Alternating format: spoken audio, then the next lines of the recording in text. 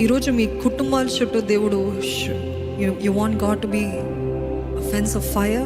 You want God to put a fence of fire around your family, around everything you own, around your ఒక్కొక్కరు కుటుంబస్తులో ఉన్న ఒక్కొక్కరు చుట్టూ దేవుని ప్రాకారం ఉండాలని ఆశ ఉందా? అది ఎప్పుడు ఉంటుంది?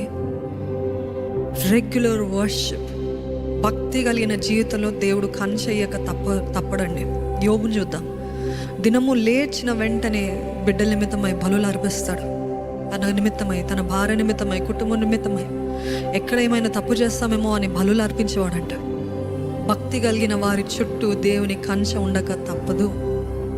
God will put a fence of fire to those who fear Him, who respect Him, who seek Him.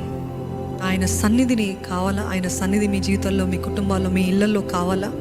అడగండి, దేవా నీ సన్నిధి నీ ఆహ్వానిస్తున్నామయ్యా. నీ సన్నిధితోటి మా గృహాన్ని నింపు, నా మనస్సుని నింపు, మా జీవితాన్ని నింపు. నీలో నిలబడి ఉంటాము ప్రభా, మాకు కావాల్సిన శక్తిని దయచేయి అంటూ మనమందరం ఆరాధిద్దామండి.